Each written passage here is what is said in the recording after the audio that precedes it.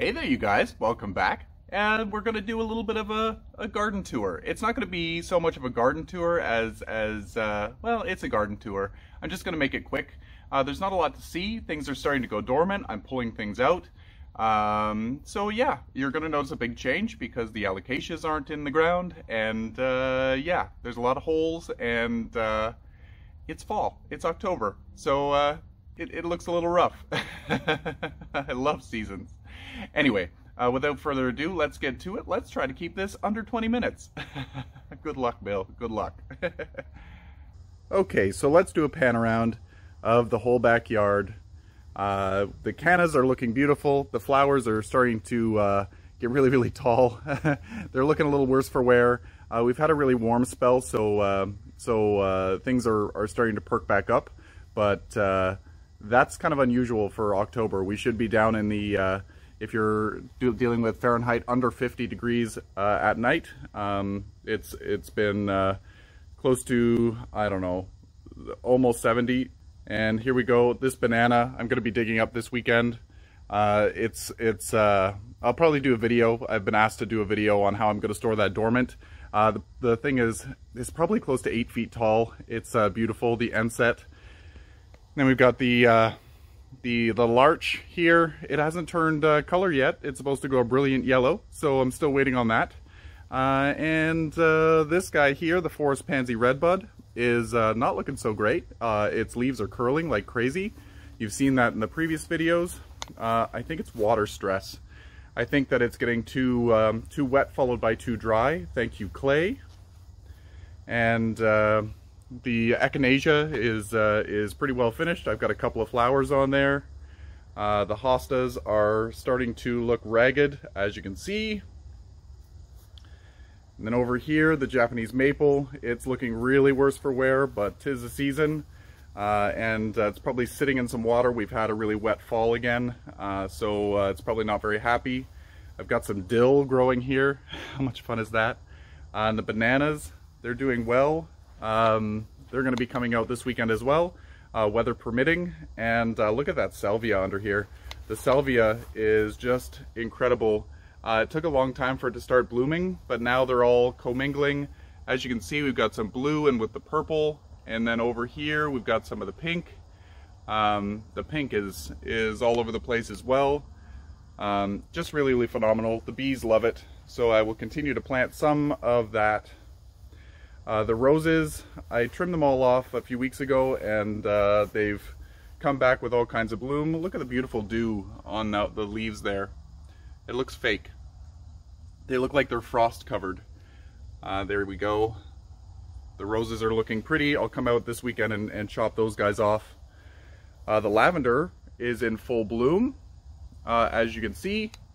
It's maybe not as full as summer, but it's pretty full. I did give it a little bit of a haircut, so that might be a reason why it's doing what it's doing.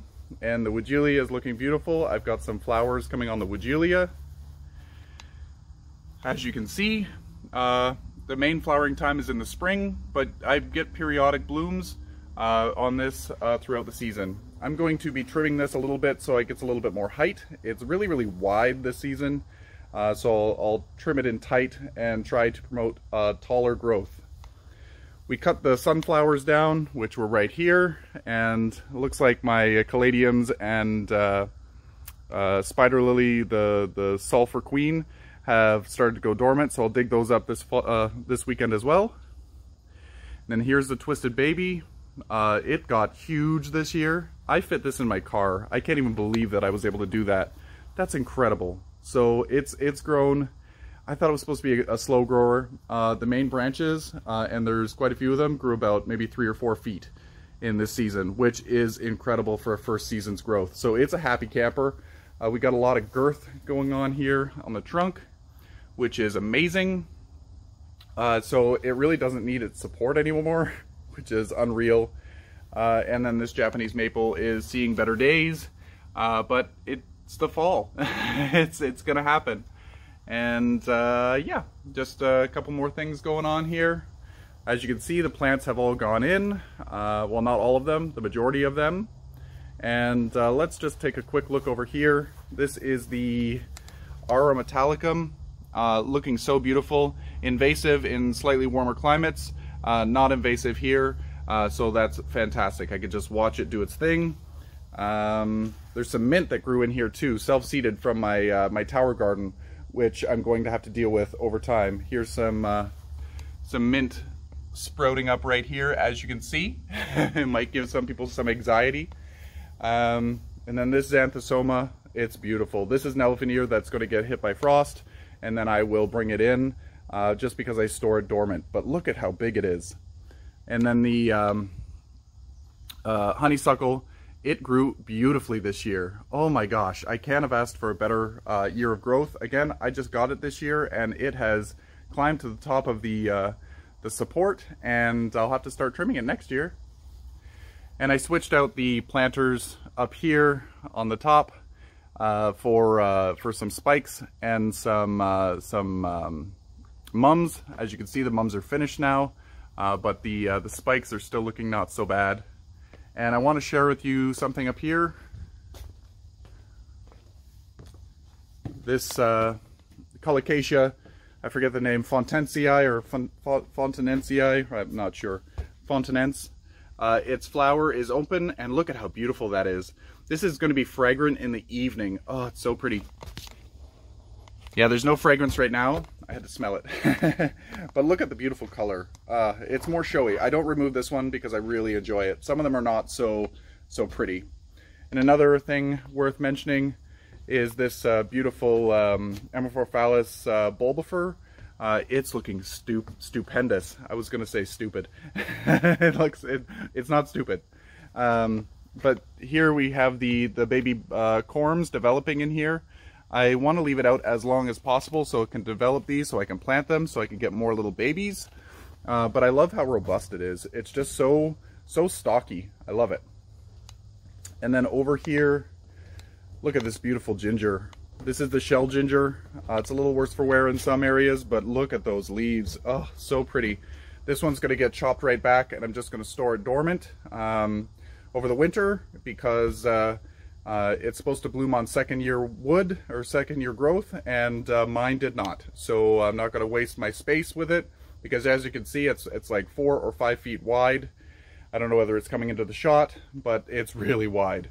I was tripping over it, and it took up a lot of valuable real estate.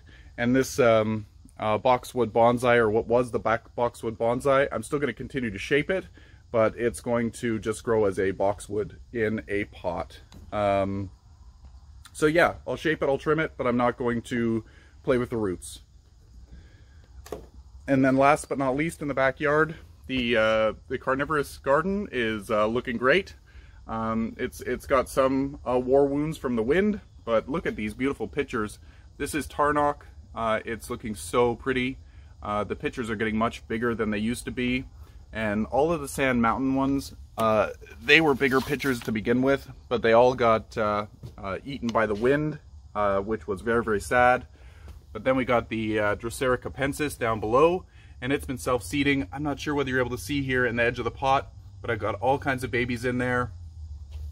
And then over on this side, I don't know whether it's going to come into focus very well, but I've got all kinds of purpurea in there, Sarracenia purpurea. And these flowers have been on here all season. I wonder if I'm going to get some seeds. So I'm going to be keeping my eye on those as they dry up. And we'll try to harvest some seeds. So anyway, let's get into the front yard. So on our way to the front, we will pass by this garden, the air conditioner garden. Some of these begonias I'm not going to bring in. They weren't spectacular to me, so I'm going to leave them out. And some of them I took babies of. I took little offsets, so I'm not taking the whole thing in, because who has the space? So this one is not making the cut this year. It's really, really pretty, but it's not a favorite of mine. I want to get a few that really speak to me. This one came in. I have some of the Griffin. It's so beautiful. How can you not bring it in? I wish I had space for more.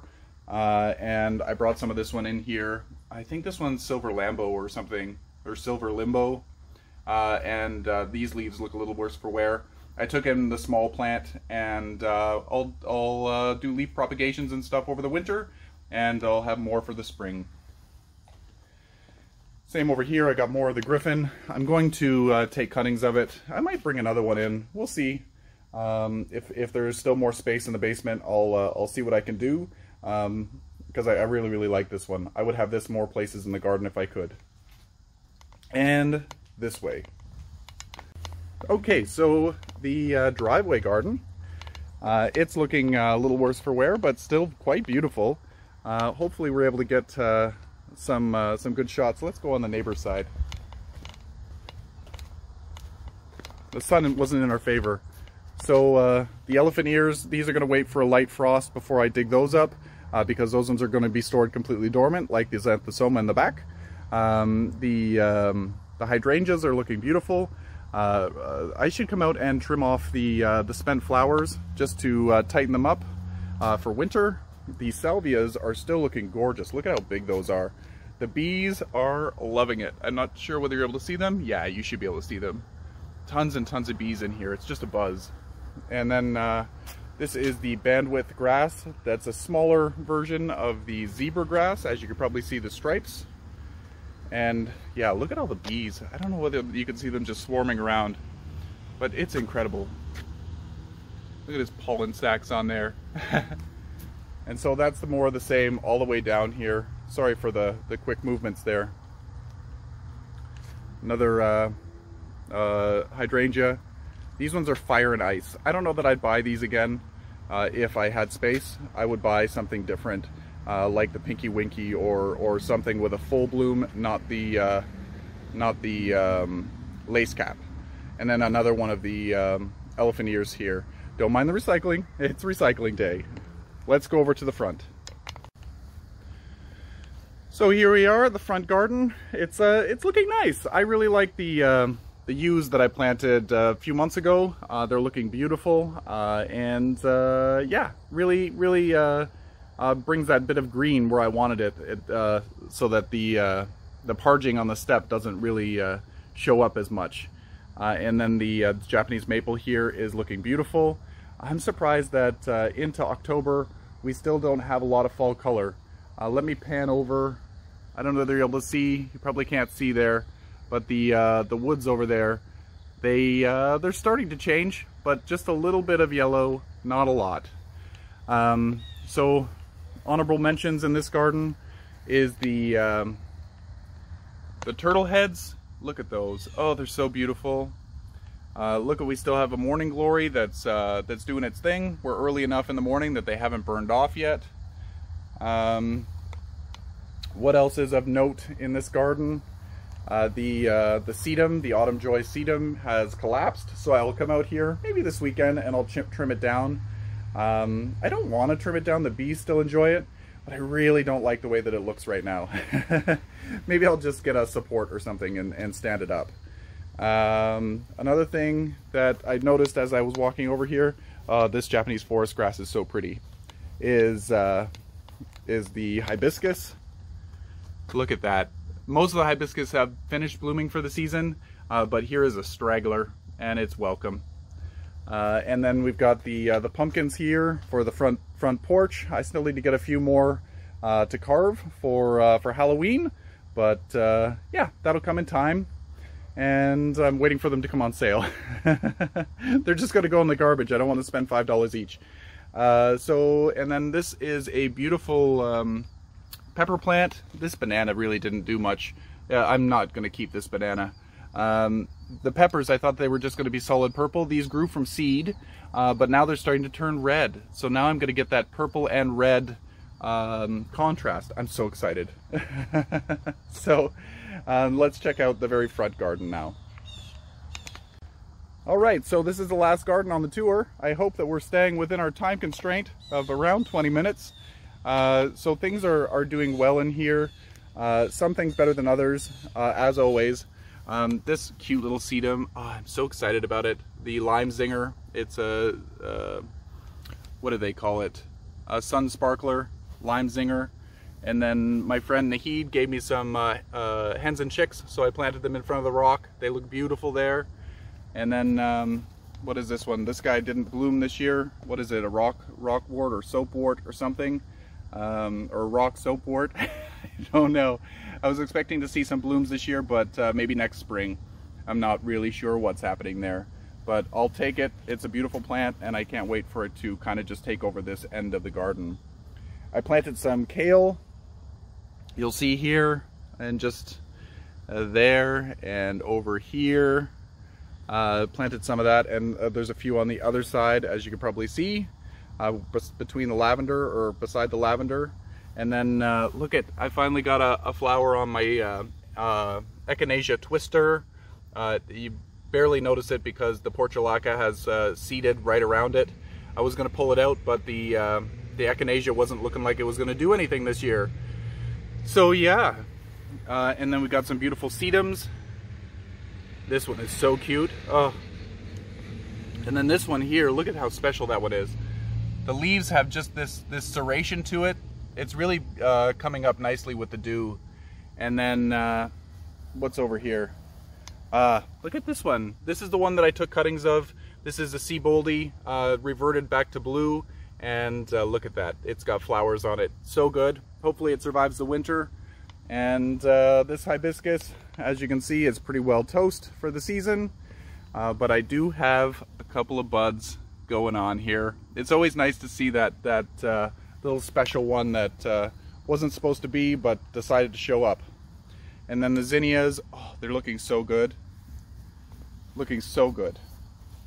And then around the corner, that's the Stokes Aster. I think I'm gonna pull this sedum up. This is a tropical one. It was just something that wasn't doing well, and I potted it in, or popped it in the soil, and it seems to be growing. So I'll bring it inside again. And then look at that zinnia. Oh, perfect for fall. Anyway. Oh my gosh, I can't believe I almost forgot these guys. So these are the Alocasia that I dug up. I'm going to be storing these ones completely dormant. So I removed all of their leaves except for the very last one, the newest leaf, and I'm letting them dry out. So they've got a little bit of a root ball, as you can see, and I've got the label there. I'm going to let them dry out. I'm going to do this on the weekend. They've been drying out here for a week, and I'm going to shake off more soil, and then I'm going to put them in plastic bags, just the root zone, and then lightly tie them like I did with the bananas last year, and store them in a frost-free zone, keeping them as cool as I can but not cold. Yeah, I want them to go dormant so that I don't have the big pest problems that I did last year. I did save one of each, or a little grouping of each one of these, just in case something goes south, because you can never be too sure, but at least the big guys are going to be going dormant. So yeah, that is something. Look at, they're trying to grow up towards the light. Oh, it's so sad. So sad. Go to sleep, babies. Go to sleep. So that was the tour. Not much to see, but there was a lot to see. In the fall, it's really hit and miss. Things are starting to go dormant. Fall colors are usually starting to happen. I'm sure it'll happen fast and furious. It's really late in the season. So yeah, happy fall, everybody, and hopefully you have a great Halloween. And yeah, until next time, stay tuned for the next video. I think that's going to be the one where I dig up the Enset banana. That should be interesting. It's huge. Anyway, until next time, you guys, happy growing.